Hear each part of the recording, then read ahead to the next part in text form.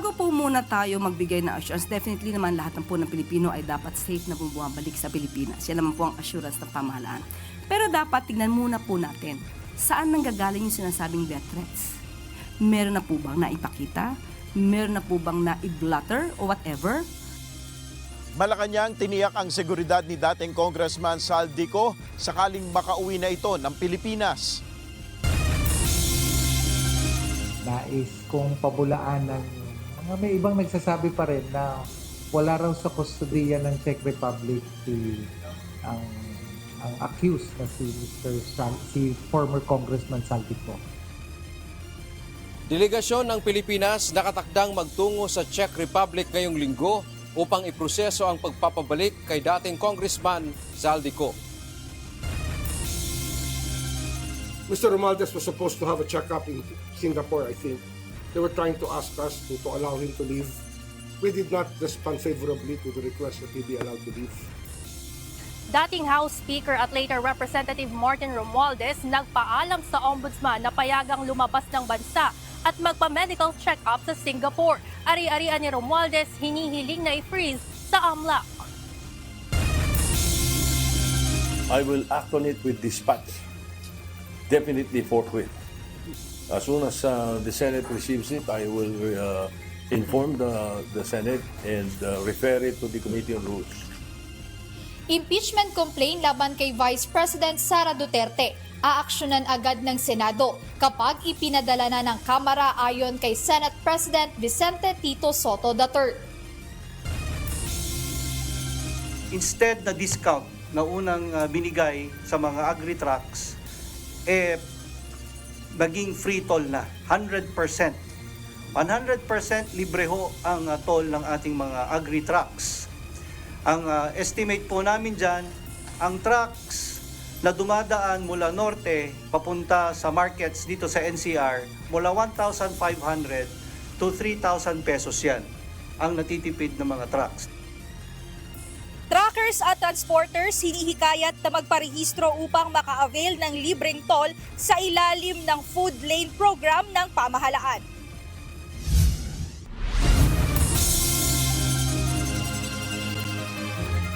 Magandang hapon, Pilipinas at sa buong mundo.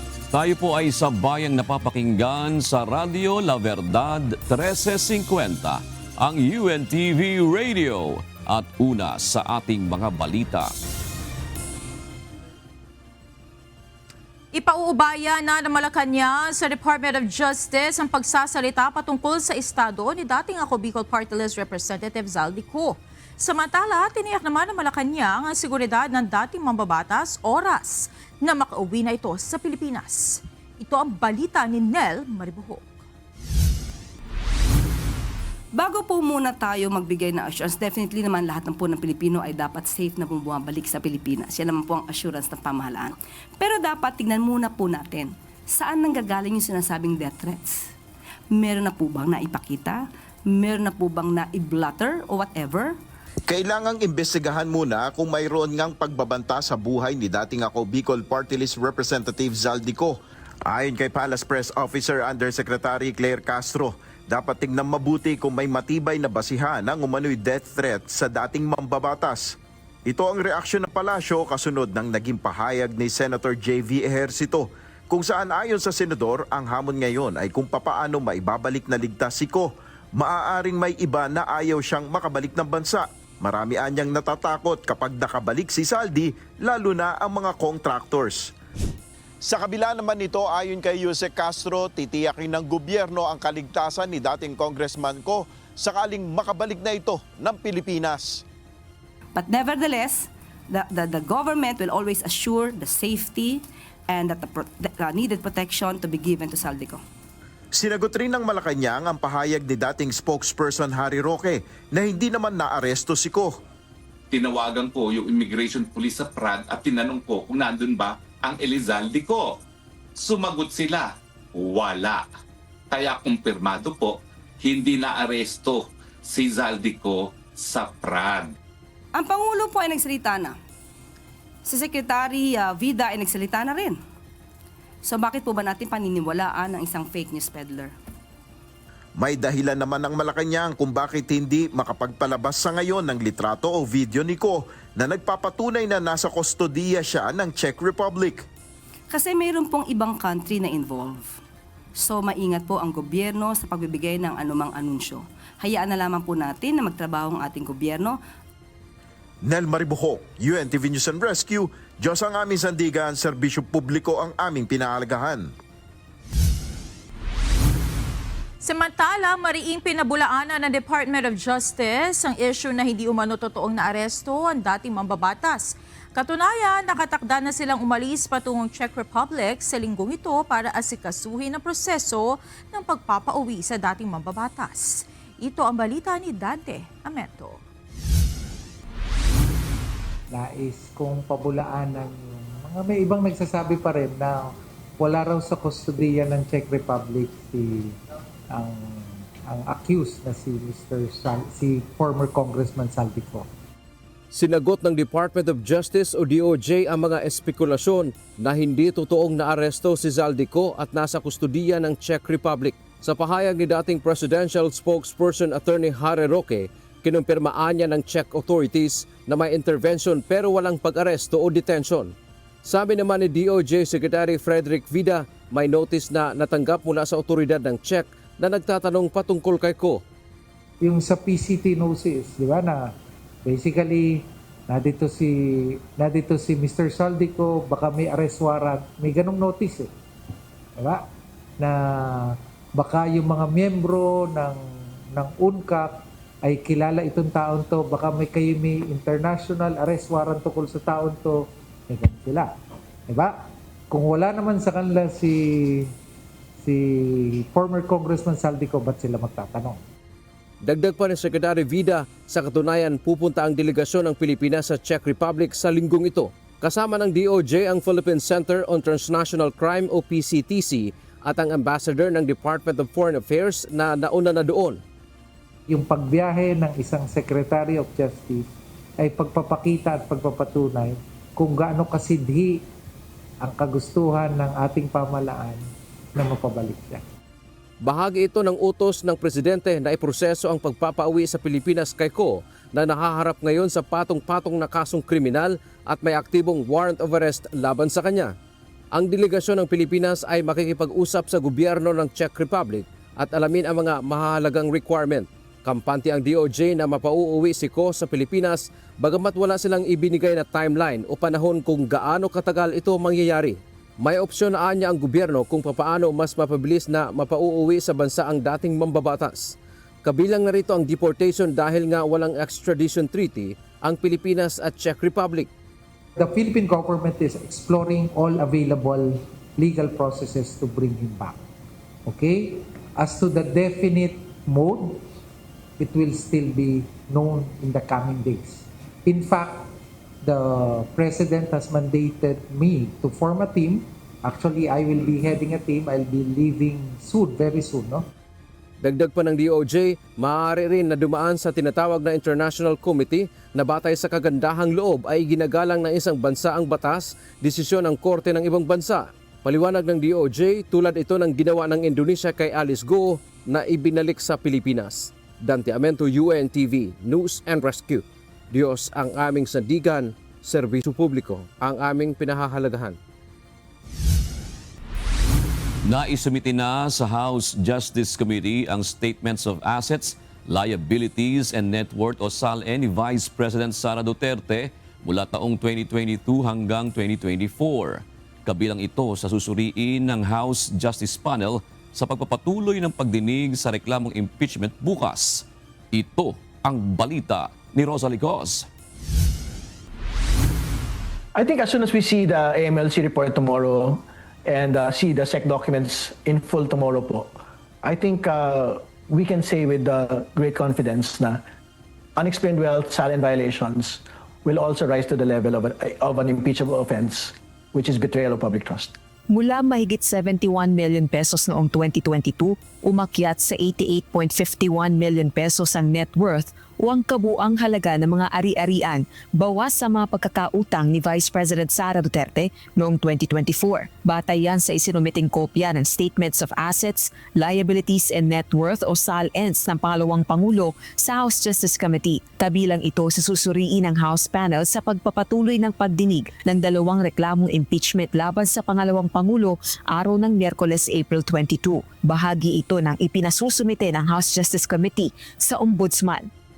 Pagtutuunan ng pansin sa pagdinig bukas ang aligasyong matinding paglabag sa saligang batas at pagsira sa tiwala ng publiko dahil sa umano'y hindi maipaliwanag na yaman at pagpalyang ideklara ang lahat ng ari-arian ni VP Duterte. Haharap si Ombudsman Crispin Remulla sa House panel kaugnay ng opisyal na kopya ng SALNs ni VP Duterte mula 2007 hanggang 2013, 2016 hanggang 2022 at 2022 hanggang 2025. Ipinatatawag din ng kinatawan ng Anti-Money Laundering Council para ipresenta ang original o certified true copies ng lahat ng reports na natanggap nito sa covered at kahina-hinalang transactions ni na VP Duterte at asawa nitong si Attorney Man Scarpio mula taong 2006 hanggang 2025. Ipinasabi na rin ang Bureau of Internal Revenue para sa income tax returns ng mag-asawa. Haharap din ng Securities and Exchange Commission para sa corporate records ng mga kumpanyang iniuugnay sa kanila. Iniimbitahan din bilang resource person si dating Senator Antonio Trillanes IV at pinasusumite ang mga dokumentong hawak nito kaugnay ng bank accounts ni dating Pangulong Rodrigo Duterte at anak na si VP Duterte kung saan inilipat o diniposito umano ang daang-daang milyon o bilyong piso. Ang focus natin is the allegation of unexplained wealth and non-disclosure in SALN. Reason being, nandyan si Ombudsman, si AMLC, SEC, BIR, and former Senator Sonny Trillanes. No? Para sa isang miyembro ng House Justice Committee na si Bicol Zero Party List Representative Terry Rodon, isa sa pinakamalaking aasahan ay ang ipepresenta ng AMLAC kaugnay na mga kahina-hinalang financial transactions. Yun po, MLC, very significant po yung testimony po niyan. So, we are expecting po na magkakaroon po ng reporting relating to yung po nga massive inflows and outflows po mula po doon sa mga bank accounts nung pong mag-asawang Duterte Carpios. Subaybayan sa UNTV News Facebook at YouTube pages ang live na pagtutok sa pagdinig ng House Justice Committee sa reklamo impeachment laban kay VP Duterte. Alas 10 ng umaga bukas, araw ng Miyerkules, April 22. Rosa Licoz, UNTV News and Rescue. Diyos ang aming sandigan, serbisyo publiko ang aming pinahahalagahan. Naghahanda na ang Senado sa posibleng pag-akyat ng Articles of Impeachment laban kay Vice President Sara Duterte ayon kay Senate President Vicente Tito Soto III. Ngunit nilinaw ni Senator Soto na ang lahat ng ginagawa nila ay paghahanda lamang sakaling makarating sa kanila ang reklamong impeachment laban sa Vice Presidente. Ito ang balita ni Jed Neresira. I will act on it with dispatch. Definitely forthwith. As soon as the Senate receives it, I will inform the Senate and refer it to the Committee on Rules. Handang aksyonan agad Senado ang impeachment case laban kay Vice President Sara Duterte. Oras na iakyat ito ng House of Representatives ayon kay Senate President Vicente Tito Soto III. Paliwanag ni SP Soto, pagdating ng Articles of Impeachment o kung matanggap na ng Senado ang reklamo mula sa Kamara, agad niya itong ipapaalam sa plenaryo at pasa ito sa Committee on Rules. Aniya, maaaring mag-convene ang taas na kapulungan ng Kongreso bilang isang impeachment court. Pagbalik ng sesyon, maipadala na ng mababang kapulungan ang mga dokumento sa panahong iyon. Pinakamadali is kung may session. Yes, of course, by May 4, if we receive the articles of impeachment, then we will immediately convene an impeachment court.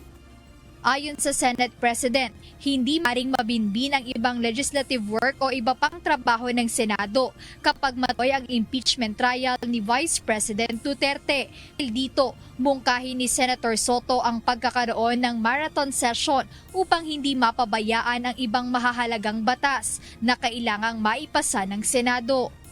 I was thinking of a whole day session Senate in the morning, impeachment court in the afternoon, Monday, Tuesday, Wednesday.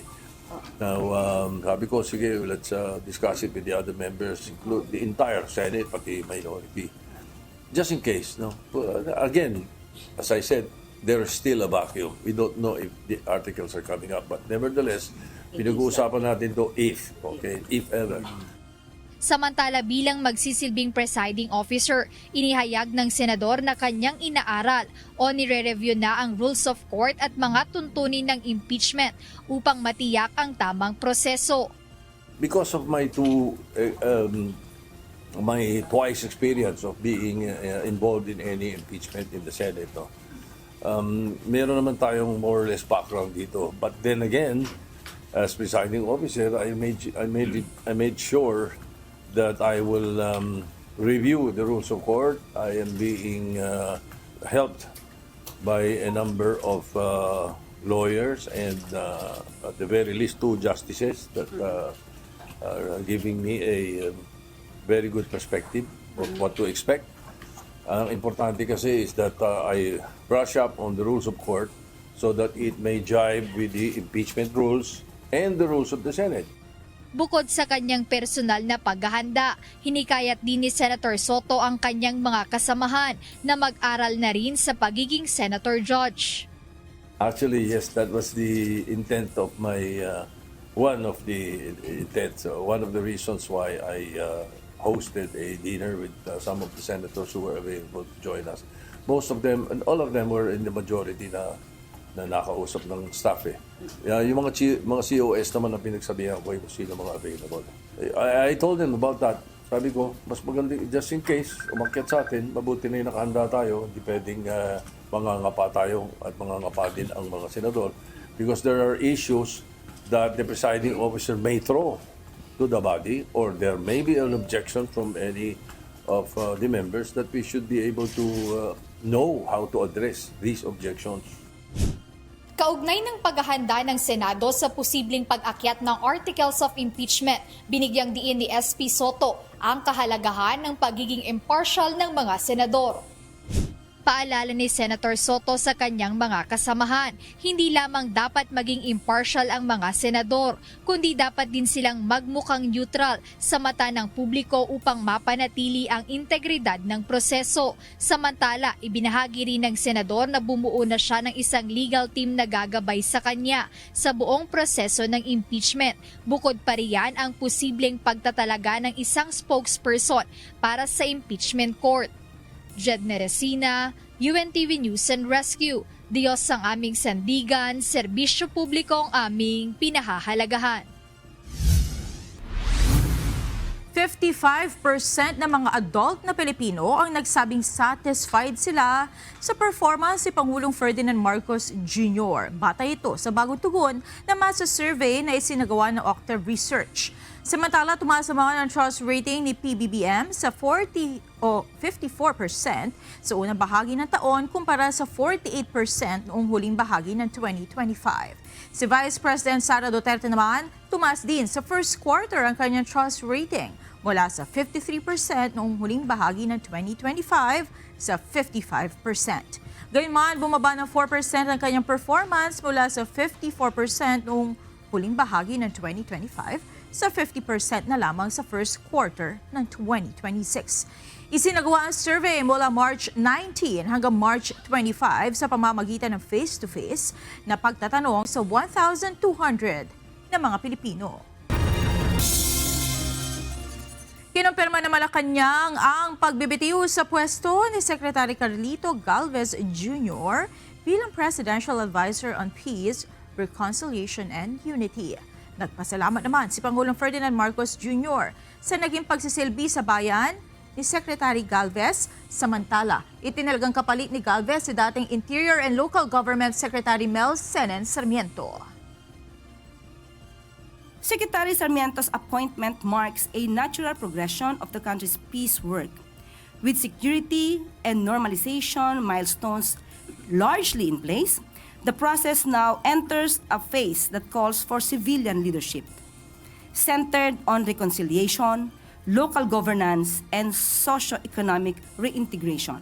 This is especially vital in the Bangsamoro as it moves toward its first parliamentary elections and the full realization of the comprehensive agreement. Lumutang ang pangalan ni dating Department of Public Works and Highways Undersecretary Catalina Cabral sa bail hearing ni dating Senador Ramon Bong Revilla Jr. ngayong araw.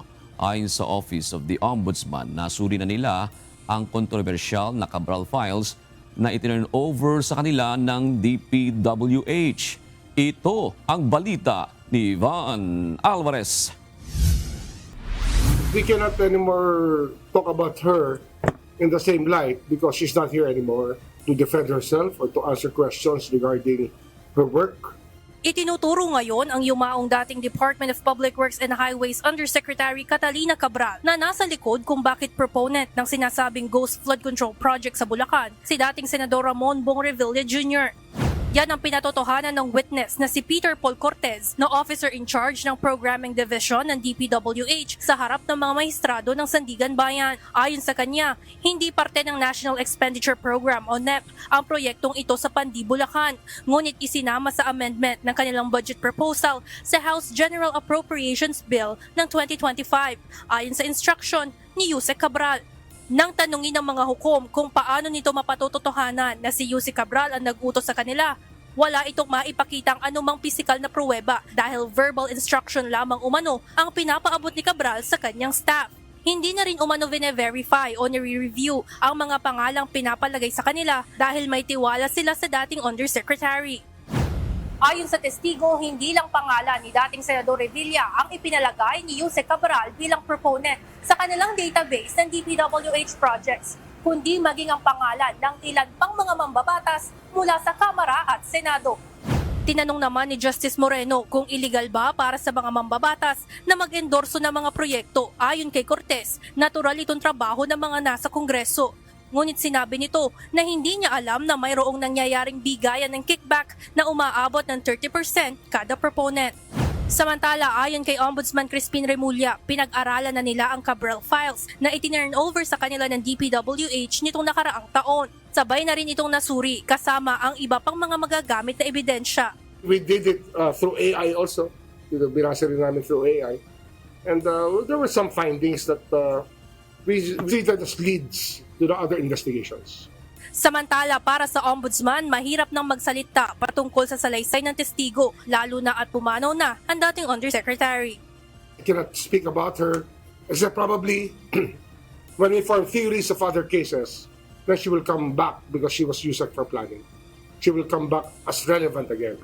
But as far as statements about her, I cannot comment on that.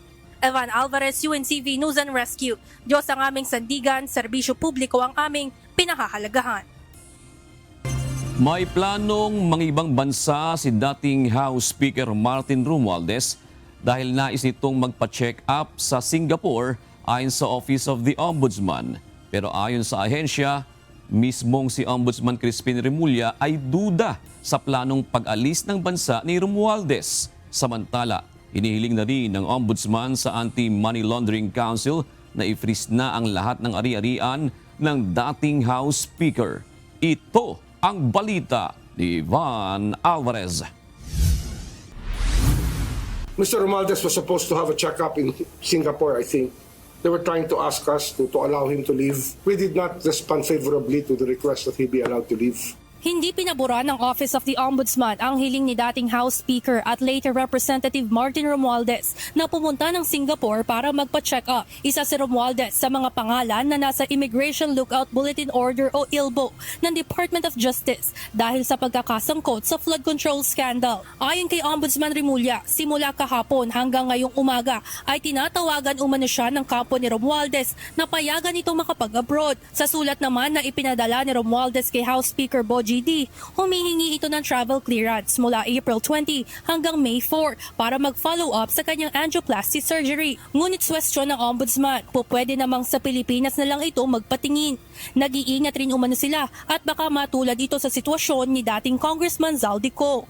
Kaya lang, syempre nga, ang problema dyan, para namang sobrang coincidental na nahuli si Zaldico sa Europe, wala siyang aalis. Baka mamaya, wala na tayo mapanghawakan dito sa bansa ito.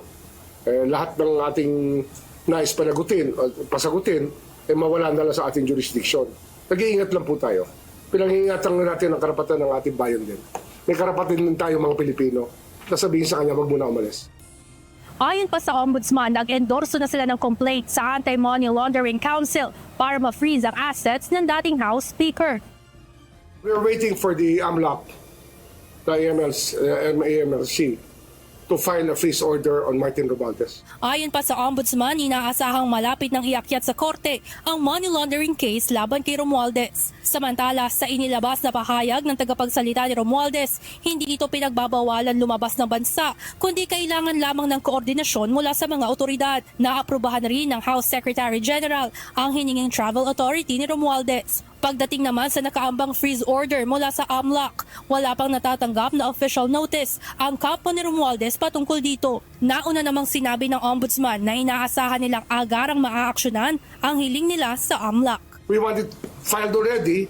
Yan ang aming pinupush talaga ngayon. We expect it to be filed by tomorrow.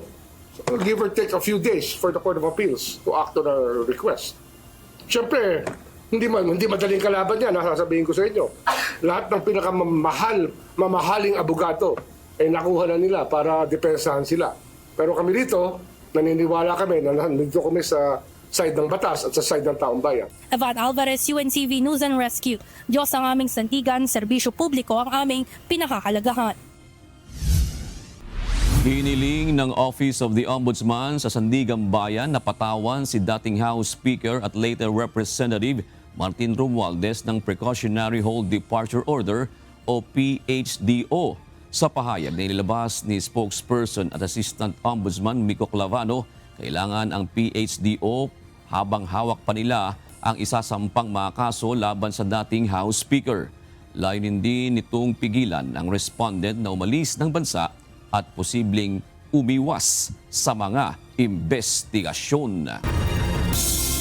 Sinampahan ng reklamo ng Philippine National Police ang driver ng PNP Coaster na nabangga sa EDSA busway nitong Biyernes. Ayon kay District Traffic Enforcement Unit Chief Lieutenant Colonel Geoffrey Lim, kasong reckless imprudence resulting in damage to property ang isinampa sa Quezon City Prosecutor's Office kaninang umaga laban kay Police Master Sergeant Jennifer Bredico. Ang kaso ay kasunod ng insidente ng pagpasok ng pulis sa EDSA busway na nakatakdasa ng magbigay ng libreng sakay sa mga stranded na pasahero sa Commonwealth Avenue.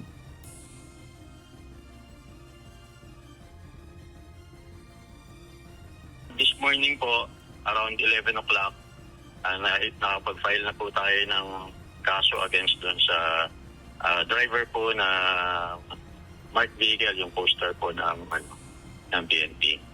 Ang atin pong final na kaso ay reckless imprudence resulting in damage to property. Atin pong complainant dito ay ang mismong director po ng Logistics Support Service. Prioridad ng Department of Public Works and Highways o DPWH ang pagkukumpuni at rehabilitasyon ng mga nasirang tulay sa bansa. Kaugnay nito ay nag-inspeksyon kanina si Public Works and Highways Secretary Vince Dizon kasama si Pasig City Mayor Vico Soto sa F. Manalo Bridge sa Barangay Manggahan sa Pasig City. Ang nasabing tulay ay tinamaan ng barge sa kasagsagan na Bagyong Karina noong 2024 at nagtamo ng malaking pinsala. Ang inspeksyon ay alinsunod sa direktiba ni Pangulong Ferdinand Marcos Jr. na isaayos sa mga daluyan ng tubig sa bansa.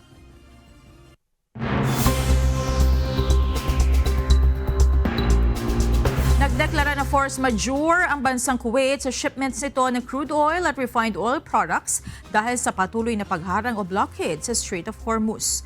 Ayon sa state-run Kuwait Petroleum Corporation, na ipaabot na nila sa kanilang mga customer na hindi na ito makasusunod sa kanilang kontrata sa ngayon. Sa pahayag ng CEO ng kumpanya na si Sheikh Nafaf Al-Sabah, beyond catastrophic at wala na silang kontrol sa nangyayari. Dahil sa umiiral na blockading sa Strait of Hormuz, hindi makapapasok ang mga barko ng Kuwait sa Persian Gulf kaya hindi na ito maide-deliver ang kailangang crude oil at oil exports. Gayunman, ayon sa kumpanya, umaasa sila na hindi aabot sa tuluyang pagtigil ng kanilang supply ang sigalot ngayon sa nasabing shipping lane. Malaki na ang pinagbago ng direksyon ng Estados Unidos sa ilalim ni US President Donald Trump ayon kay Canadian Prime Minister Mark Carney. Anya, hindi na dapat asahang babalik pa sa dati ang kanilang ugnayan lalo't hindi na ginhawa kung hindi lalong pagpapahira para sa Canadian sa mga bagong polisiya ni Trump. Ito ang balita ni Noel Poliarco. Many of our former strengths, based on our close ties to America, have become our weaknesses that we must correct. Dati ay lakas, ngayon ay kahinaan na ang dala ng Estados Unidos sa Canada.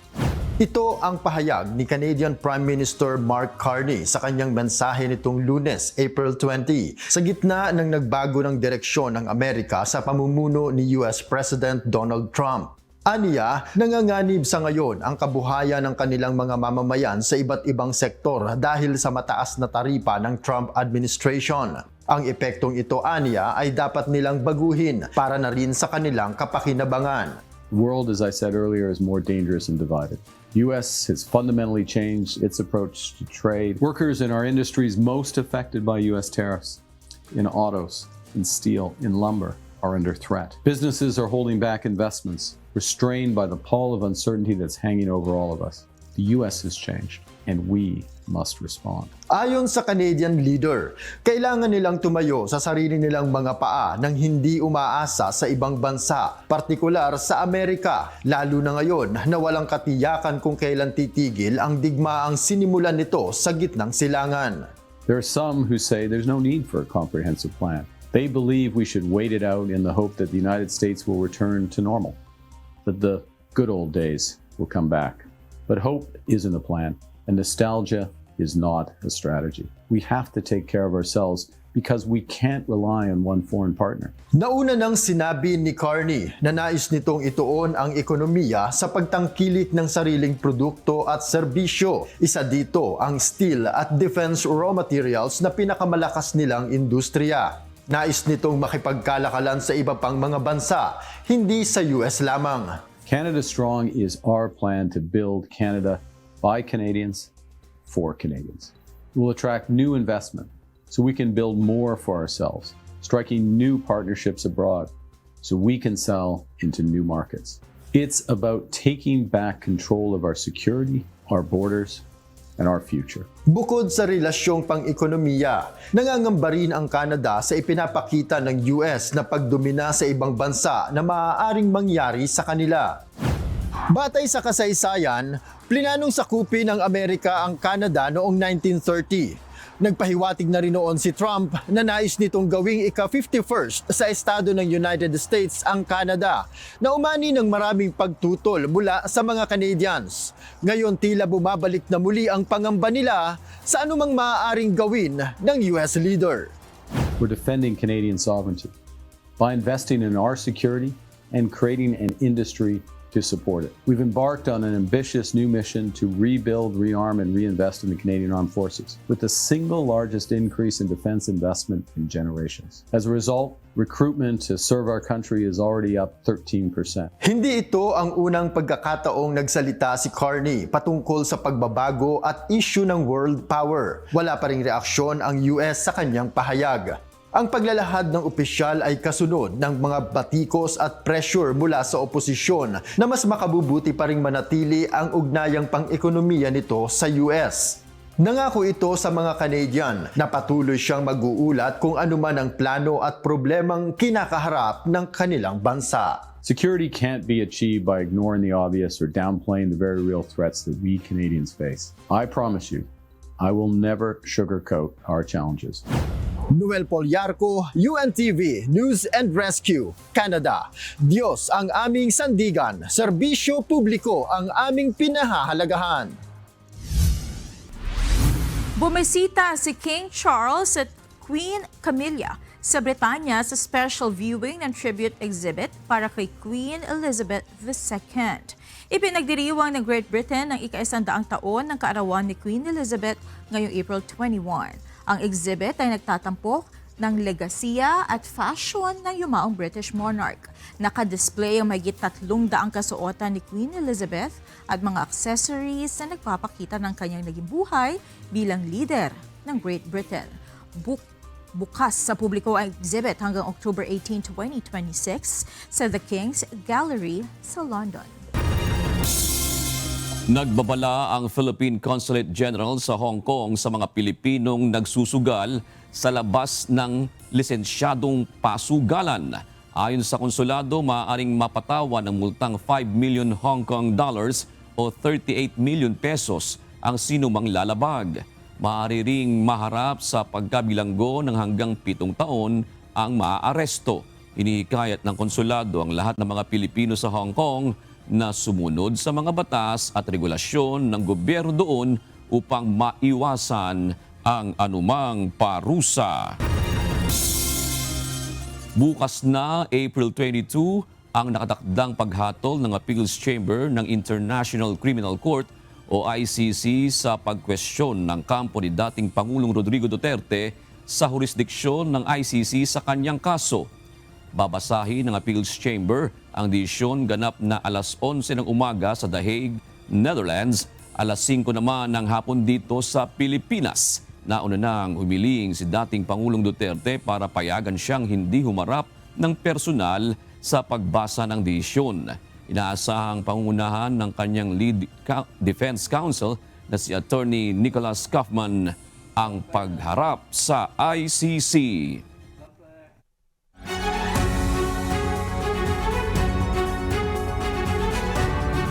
Sa kapapasok na balita, naglabas ng video message si dating House Speaker at Leyte 1st District Representative Martin Romualdez kasunod ng mga isyung lumabas ngayong araw laban sa kanya. Itinanggi ng dating Speaker na nagtatago siya o umiiwas sa mga aligasyon ng katiwalian kaugnay ng flood control projects kung saan siya isinasangkot. Mensahe nito sa Ombudsman, sundan ang mga sinumpaang salaysay, mga record at ebidensya. Dagdag pa nito, hindi siya magiging scapegoat sa issue ng katiwalian. What I ask of the Office of the Ombudsman is simple. Follow the rule of law and due process. This is a serious matter and it should be handled with seriousness, not with haste, theatrics, or shortcuts. I'm ready and willing to respond to every allegation in the proper forum through the proper pleadings, motions, and submissions that the law allows.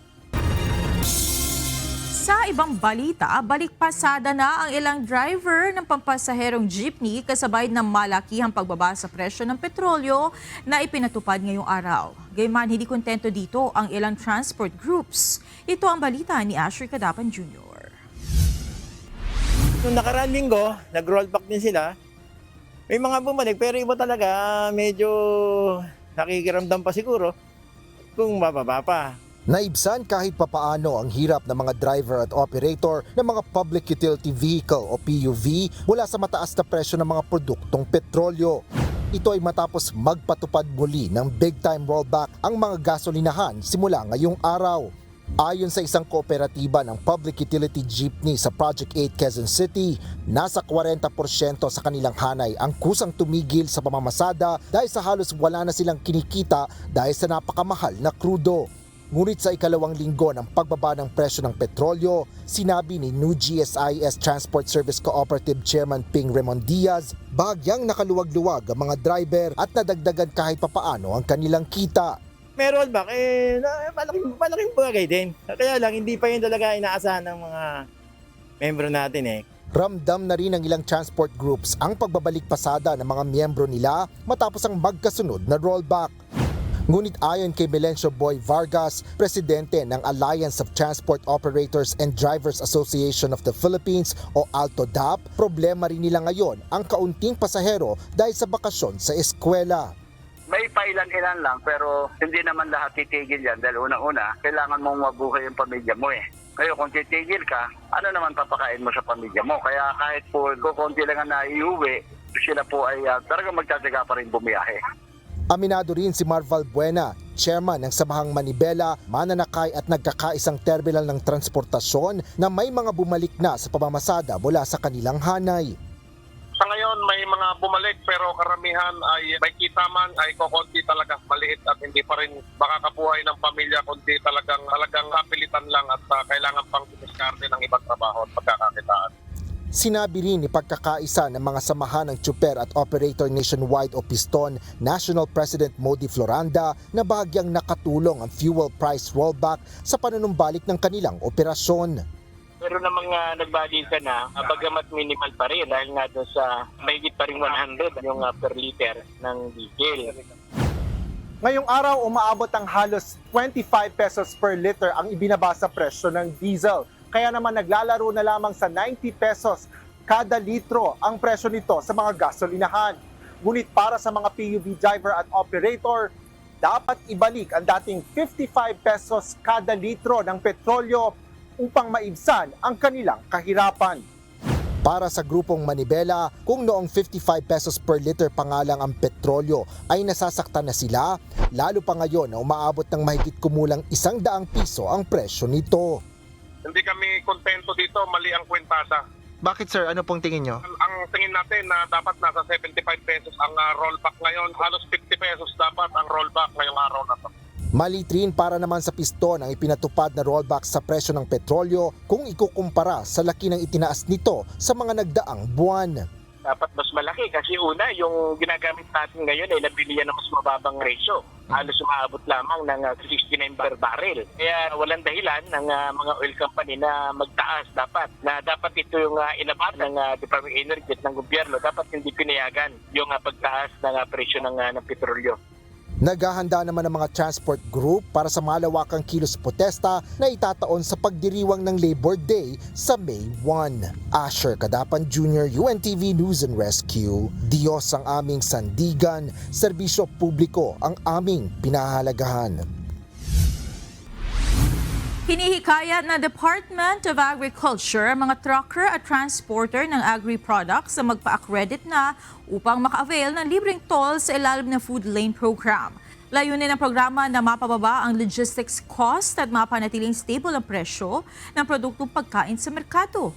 Ito ang balita ni Mia Alonzo. Instead na discount na unang binigay sa mga agri-trucks, naging free toll na, 100%. 100% libre ho ang toll ng ating mga agri-trucks. Ang estimate po namin dyan, ang trucks na dumadaan mula norte papunta sa markets dito sa NCR, mula 1,500 to 3,000 pesos yan ang natitipid ng mga trucks. Maaari nang maka-avail ng libreng toll ang lahat ng mga accredited truckers at transporters na may dalang produktong agrikultura. Ayon sa Department of Agriculture, nagsimula na ang programa kahapon April 20 at tatagal ng hanggang May 20, 2026. Saklaw nito ang agricultural trucks na dumadaan sa mga pangunahing expressway sa Luzon, kabilang ang North Luzon Expressway, South Luzon Expressway, Skyway at iba pang konektadong tollways. Sa ilalim ng programa, maaaring makatipid ang bawat agricultural truck ng 1,500 hanggang 3,000 pesos kada biyahe. Depende sa uri ng sasakyan at layo ng pinanggalingan. Para sa mga bumabiyahe mula sa Batangas, maaaring umabot sa 6,000 piso ang matitipid. So nakikita ho namin na ang overall economic impact nito, in total the free toll in 1 month, kasi ang effectivity po ng program na ito ay isang buwan mula April 20. Aabot hanggang 150 plus million sa isang buwan. At mas lalaki pa ho yan kung mas madami tayong mai-enroll sa program na ito ng mga truckers. Kasi sa ngayon, 1,162 pa lamang. Kaya naman hinihikayat ng Department of Agriculture ang lahat ng agricultural truckers at transporters na makiisa at magpa-accredited sa programa upang mapababa ang logistic cost na isa sa mga pangunahing suliranin sa transport sector. Kaya naman upang makasali sa programa, kinakailangan kumuha ng accreditation mula sa Department of Agriculture ang mga transporters at truckers. Kailangan din nilang magkaroon ng RFID tulad ng AutoSweep o EasyTrip upang automatic kong ma-apply ang libreng toll sa kanilang pagdaan sa mga expressway.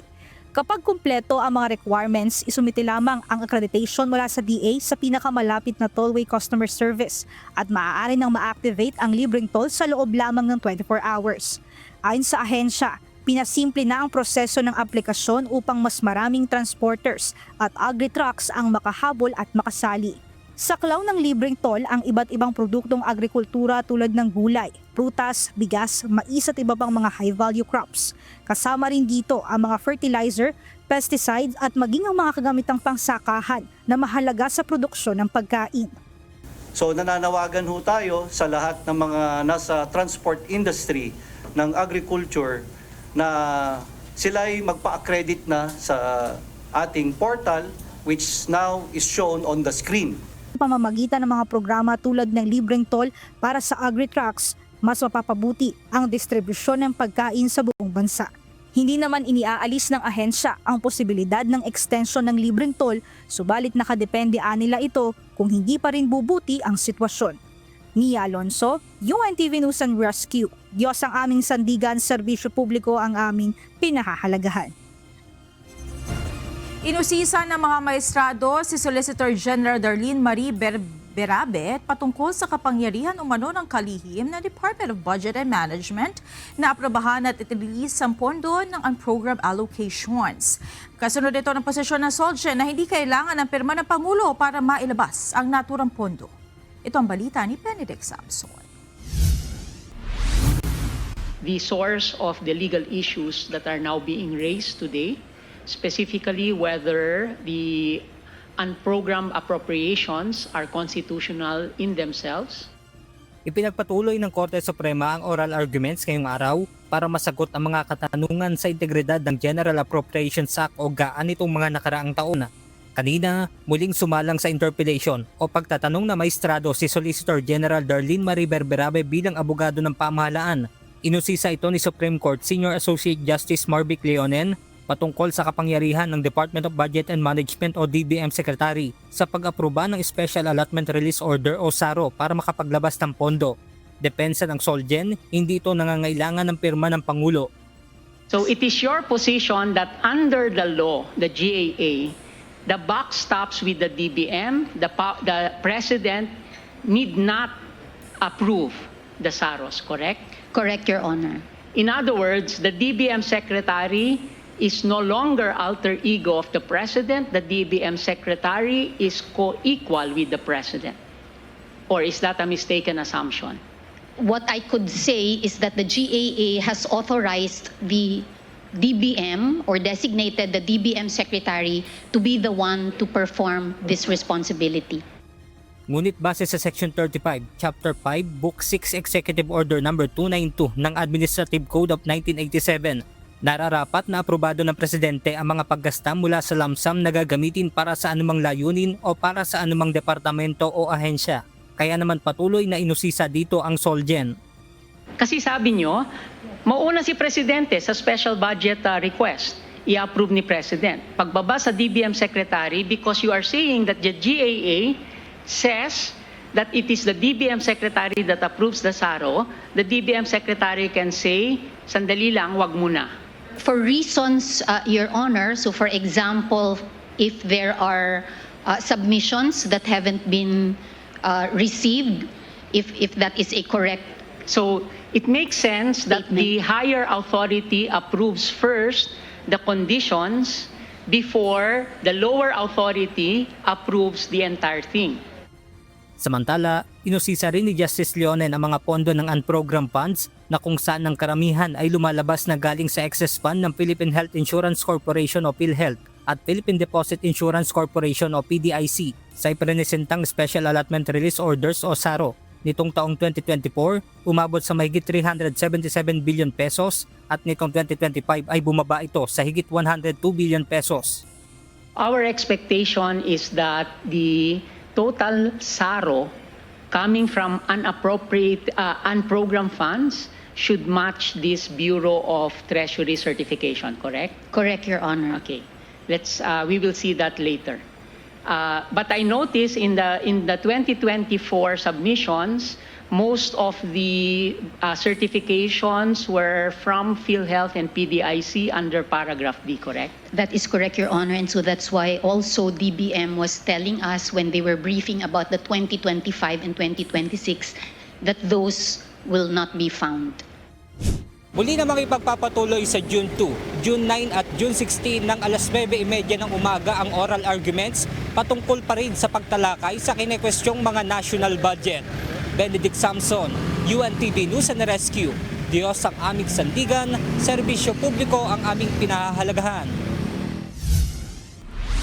Sa ibang balita, arestado ng Philippine National Police Highway Patrol Group ang 6 na individual sa paihi o iligal na pagsasali ng produktong petrolyo sa Caloocan City. Natuklasan ng mga otoridad ang iligal na gawain ng mga ito nang makita ang isang dilapidated tanker habang nagsasagawa ng anti-carnapping operation. Ito ang balita ni Leia Ilagan. Nagkaroon po ng isang anti-carnapping operation or plate spotting na tinatawag po dito po sa isang area po ng C3, Caloocan City, wherein namataan po ng ating po mga operating unit or even yung ating mga patroller na meron pong dilapidated na tanker po na dumaan po sa kanila. Naaktuhan ng mga otoridad ang iligal na paihi o pagsasali ng produktong petrolyo mula sa tanker patungo sa mga container sa Caloocan City noong April 16. Nabisto ang modus ng sundan ng HPG ang isang kahina-hinalang tanker na dumaan sa bahagi ng C3.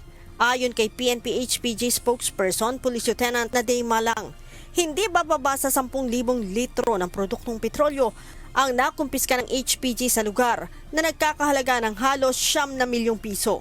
Sinabi pa ni Malang na base sa kanilang investigasyon, ang methanol ay inihahalo ng mga ito sa petroleum products bilang pangparami. Ito po ay hinahalo dito po sa mga petroleum products para po mas mapadami yung kanila pong bilang. Mandaya, mapadami ng production.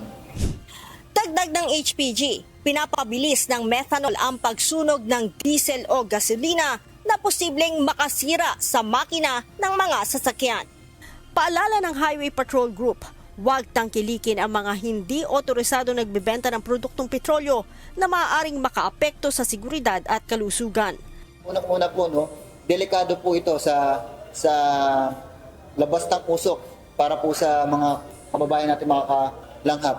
At pangalawa, makakasira lalo ito sa mga sasakyan natin, sa mga makina. Sa naturang operasyon, 6 na individual ang naaresto na nakatakdang sampahan ng reklamo. Sa ngayon po, sila po ay nakapiit po sa ating pong National Capital Region Regional Highway Patrol Unit Investigation Section para po maharap po sa kaso po na PD 1865 in relation to Batas Pambansa 33 or yung kaalaman po natin para po sa illegal trading, selling, hoarding po ng petroleum products. Kasama sa mga na-recover ng HPG ay ang isang fuel tanker, 20 plastic containers, isang pump at 2 fuel hose. Leia Ilagan, UNTV, News and Rescue. Diyos ang aming sandigan, serbisyo publiko ang aming pinahahalagahan. Nauwi sa kulungan ng 2 dayuhan matapos maaresto ng mga kawani ng Philippine National Police Highway Patrol Group sa Rojas Boulevard sa Pasay City. Ayon kay HPG spokesperson Lieutenant Nadame Malang, ang 2 dayuhan na isang Chinese national at isang Malaysian national ay naharang ng mga pulis sakay ng isang mamahaling sasakyan na gamit ay peking plaka. Batay sa investigasyon, walang record of entry sa bansa ang 2 dayuhan na napagalamang mga negosyante. Natuklasan din na may kanya-kanya itong kinakaharap na kaso na kaugnay sa illegal na droga at pagmamay-ari ng baril. Matapos maaresto sa paggamit ng peking plaka, nagtangka ang 2 na suhulan ng 200,000 pesos ang kanilang arresting officers. Dahil dito, nadagdagan pa ng corruption of public officials ang reklamong inihain laban sa kanila. Sa opisina po ng ating pong Southern District Highway Patrol Team, naganap naman po yung tinatawag po nating corruption sa ating pong mga public official na kung saan ito pong 2 foreign national po na nahuli po natin ay nag-bribe po worth 200,000 pesos kapalit nito pong pagpapalaya po sa kanila at pagpapaalis din po ng sasakyan pong nahuli po ng PNP-HB. Muling nagbabala si Vice President Sara Duterte sa patuloy na pagdami ng mga social media accounts na gumagamit ng kanyang pangalan at larawan. Ayon kay VP Sara, hindi humihingi ang kanyang pamilya ng pabor lalo na ng pinansyal o pera sa publiko. Ibinahagi ng Vice Presidente ang larawan ng account na nagtataglay ng kanyang larawan para mambiktima. Anya, huwag maniniwala sa mga ganitong uri ng pang-scam. Sinagot ng Armed Forces of the Philippines ang babala ng China na posible umanong mag-backfire sa Pilipinas ang isinasagawang balikatan exercises. Kasama ng AFP sa nasabing pagkasanay ang mga kaalyado nito tulad ng United States at Japan. Ito ang balita ni Ryan Lacanlale. We will not be deterred from performing our mandate, from continuing exercises with our like-minded partners. In fact, I would like to say that this will not be the end of the Balikatan series or other exercises, whether bilateral or multilateral. Iginiit ng Armed Forces of the Philippines na ang Pilipinas ay isang malayang bansa na may karapatang makipag-ugnayan sa mga kaalyadong bansa tulad ng United States at Japan para sa sariling interes at seguridad. Ayon kay Rear Admiral Roy Vincent Trinidad, ang balikatan at iba pang military exercises ay bahagi ng modernisasyon at pagpapalakas ng AFP. Layunin nito na gawing mas handa at mas malakas ang sandataang lakas ng bansa at hindi laban sa kahit anong bansa. Giit niya, ito ay para sa proteksyon ng teritoryo ng Pilipinas. Ayon kay Trinidad, ang pagsasanay ay hindi laban sa kahit anong bansa. Ito ay para lamang sa depensa at sa pagprotekta sa karapatan ng Pilipinas sa sarili nitong teritoryo. We have to understand that the actions of the government of the Republic of the Philippines are one of a sovereign state. Meaning to say, we are allowed to engage any like-minded country, like-minded state in furtherance of our national interest. Tugon ito ng opisyal sa pahayag ni Chinese Foreign Ministry spokesperson Go Jiakun na ang Asia-Pacific ay nangangailangan ng kapayapaan at katatagan at hindi ng pagkakahati-hati o komprontasyon dahil sa pagpasok ng mga panlabas na puwersa. Nagbabala pa ito na ang mga bansang umaasa sa ibang bansa para sa kanilang seguridad ay dapat mag-ingat dahil maaari itong mag-backfire o magdulot ng masamang epekto. Binigyang diin naman ni Rear Admiral Trinidad na walang intensyon ng Pilipinas na mag-angkin ng hindi nito pag-aari at hindi ito nagdudulot ng gulo sa rehiyon. Muling kinwestiyon ni Trinidad ang patuloy na mga agresibong aksyon, military build-up at illegal na presensya ng China sa West Philippine Sea na pinag-uugatan ng tensyon sa rehiyon. We are not disrupting the peace in the region. On the other hand, the constant war rhetoric of the Chinese Communist Party, their rapid military build-up, and their illegal presence, coercive, aggressive actions, and deceptive messaging have been the reasons for instability in the region. Samantala, malugod na tinanggap ng Department of National Defense ang resulta ng review ng 3 Principles of Transfer of Defense Equipment and Technology ng Japan.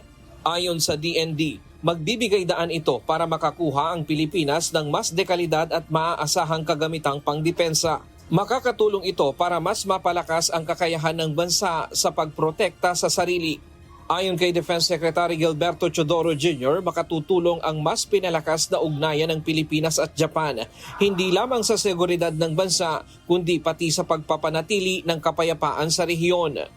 Dagdag pa niya, patuloy ang pagtutulungan ng dalawang bansa para maprotektahan ang kanilang mga karapatan. Nagpasalamat din ang DND sa tulong ng Japan lalo na sa panahon ng kalamidad at sa ibinibigay nitong security assistance. Inaasahan din ang pagbisita ni Shinjiro Koizumi upang mapag-usapan ang mas matibay na kooperasyon sa depensa sa hinaharap.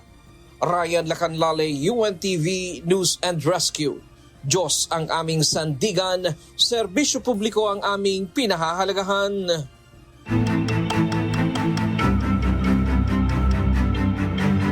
Nagdeklara na state of calamity ang lalawigan ng Cagayan dahil sa matinding init ng panahon at patuloy na krisis sa langis. Ang nasabing deklarasyon ay inaprubahan ng Sangguniang Panlalawigan nitong Lunes, April 20. Ayon sa ulat ni Engineer Arsenio Antonio ng Office of the Provincial Agriculture ng Cagayan, aabot na sa 10 bilyong piso ang halaga ng kabuuang pinsala sa mga high-value crops dahil sa tagtuyot. Ang state of calamity ay mag-oobliga sa pamahalaang panlalawigan na gamitin ang kanilang pondo para sa mga apektadong residente, lalo na ang mga magsasaka at mangingisda sa lalawigan. Samantala, nakikipag-ugnayan na ang Provincial Social Welfare and Development Office sa OPA para sa listahan ng mga pamilya bibigyan ng family food packs at emergency cash assistance. Naglabas ng opisyal na pahayag ang Sorsogon State University kaugnay ng inasal ng isa nilang security guard laban sa isang biktima ng sunog na kasalukuyang nakasilong sa kanilang campus. Ayon sa ulat, sinita umano ng gwardya ang nasabing evacuee dahil hindi ito nakasapatos na paglabag umano sa dress code ng universidad. Ito ang balita ni Rusty Cosmo. Nagsagawa na ang Sorsogon State University ng mediation sa pagitan ng mga biktima ng sunog kasama ang mga kinatawan ng barangay at pamantasan upang masolusyonan ang usapin. Ito ay matapos ang umano'y insidente ng pagbibitaw ng hindi magagandang pananalita ng isang security guard laban sa isang fire victim na kasalukuyang nakasilong sa kanilang campus. Batay sa social media post ng isang kaanak ng mga biktima, hinarang at sinita umano ng isang security guard ang kanyang kapatid kasama pa ang isang kaanak dahil hindi naaayon ang kanilang kasuotan sa dress code na ipinatutupad ng universidad. Nagbitiw din umano ito ng mga salitang makalo-alo kamo sa dialektong Sorsogano na ang ibig sabihin ay nakakahiya kayo at sinabihang magsuot ng sapatos. Paliwanag ng Sorso na ang security personnel ay empleyado ng isang external agency.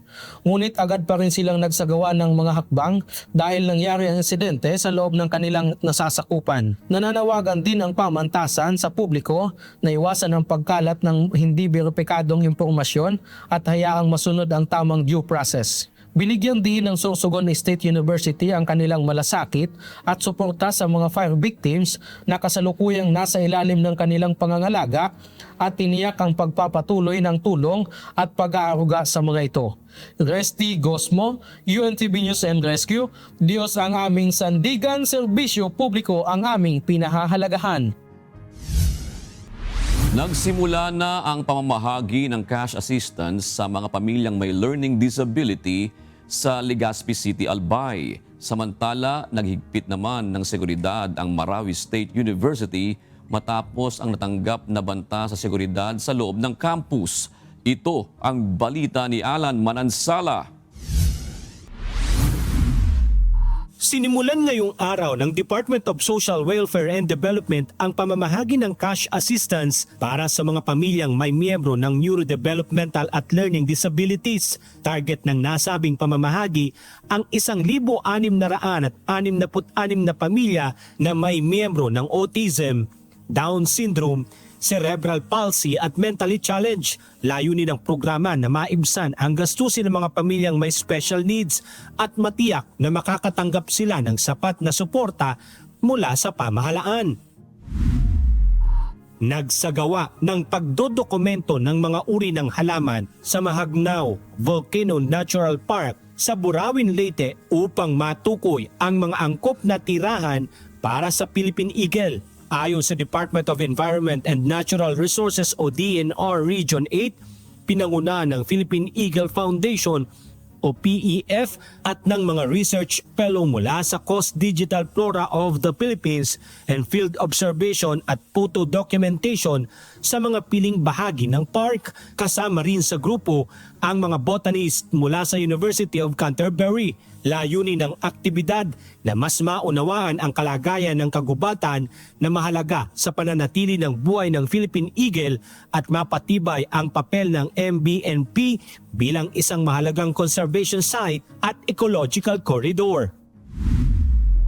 Naglabas ng bagong advisory ang Mindanao State University o MSU Marawi upang palakasin ang seguridad sa loob ng campus matapos ang mga ulat kaugnay ng banta sa kaligtasan. Sa ilalim ng Memorandum No. 33 Series of 2026, ipinatupad ng pamunuan ng MSU Marawi ang mas mahigpit na security measures simula kahapon April 20. Kabilang sa mga hakbang, ang sapilitang pagiging mapagmatyag, agarang pag-uulat ng mga kahinahinalang aktibidad at mahigpit na pagpapatupad ng access control sa loob ng pamantasan. Ipinatupad din ang No ID, No Entry policy, limitadong pagpasok sa mga opisina at pasilidad at mandatory security inspection sa lahat ng papasok at lalabas ng campus. Ayon sa pamunuan ng universidad, walang dahilan para mabahala dahil magpapatuloy ng normal ang mga klase at administrative operations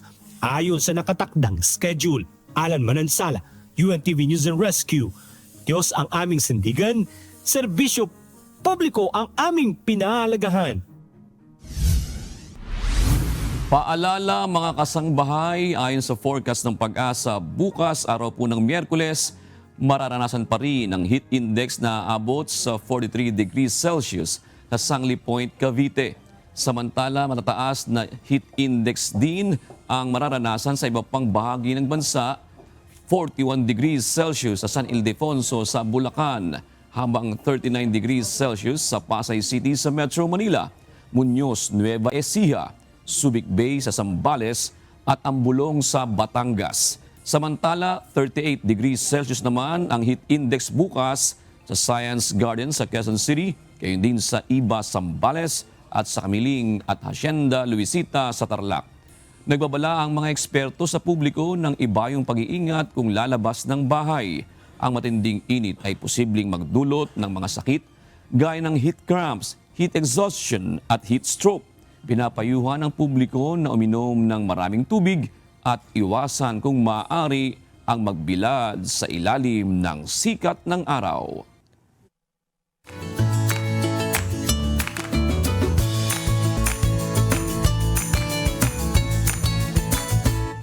Narito naman ang ating mga naging kausi ngayong araw ng Martes. Salamat po at shout out kina J. Mark Laurio, Ariel Acuatan at Marilyn Lantin. Gayon din kay Andrea Bencito, Ray Dacapio at Orlando Cruz.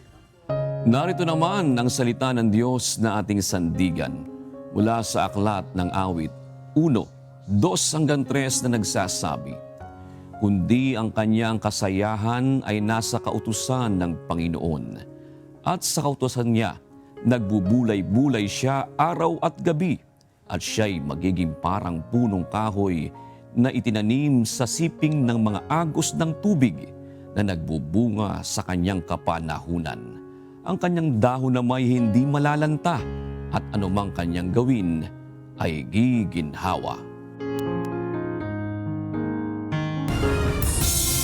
At yan ang naging kabuuan ng ating balitaan ngayong gabi. Aming inilahad ng buong katapatan kung paano namin nasaksihan.